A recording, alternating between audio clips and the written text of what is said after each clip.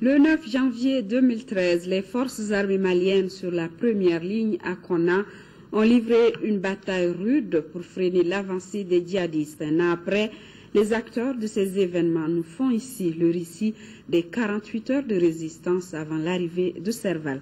Mariam Sagara. 9 janvier 2012, l'an 1 de la bataille de Konna. Ce jour-là, l'armée malienne a été mise à rude épreuve. C'était une armée ébranlée et fatiguée qui faisait face aux assauts de l'international djihadiste. C'est à partir de la perte des régions nord que Sévaré est devenu une plateforme de regroupement pour les forces armées maliennes. Et l'esprit, c'était de reconstituer les forces à ce niveau.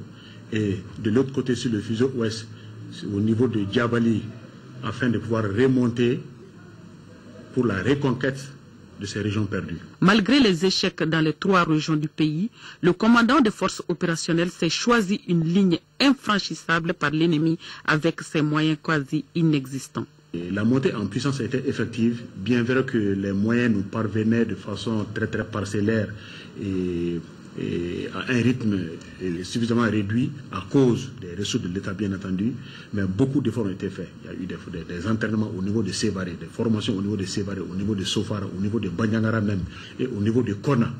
Il y a eu beaucoup d'efforts qui ont été faits, il y a eu des tranchées qui ont été creusées à certains endroits à Konna, et l'organisation des forces sur Konna était très avancée en réalité. Donc avec le peu qu'on avait, on pouvait faire quelque chose, et c'est ce quelque chose que nous avons fait. La plateforme de Sévaré qui bloquait les issues à l'avancée de l'ennemi était composée de soldats qui avaient à cœur de se battre sur le feu les mains nues pour freiner la route aux djihadistes. Un général allemand, von Kluck, qui commentait la bataille de la Marne de 1914, il disait ceci en substance: que des hommes se fassent tuer à la guerre, cela est une chose bien connue et escomptée dans tous les plans de bataille.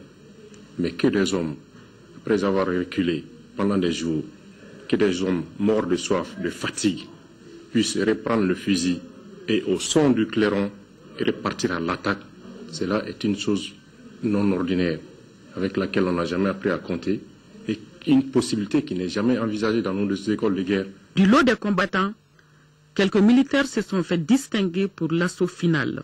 Les commandos volontaires ont marqué un grand coup chez l'ennemi au cours des combats.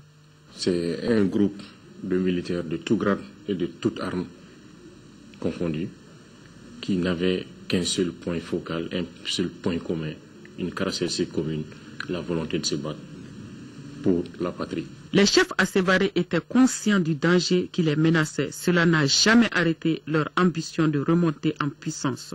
On avait une idée de la capacité de cet ennemi. On ne donnera pas de chiffres, mais c'était des effectifs et des moyens nettement supérieurs à ceux qui se trouvaient à Konna et à Banyangara. Nous le savions bien entendu, mais ce n'était pas une raison également d'abandonner.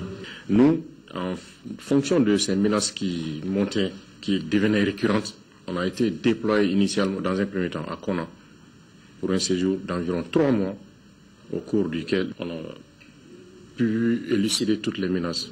On faisait des patrouilles à l'avant de nos dispositifs à environ 50-60 km pour montrer à l'ennemi que nous aussi on est là, marquer notre présence. On a été relevé le 29 décembre 2012 et le 9 janvier 2013, soit environ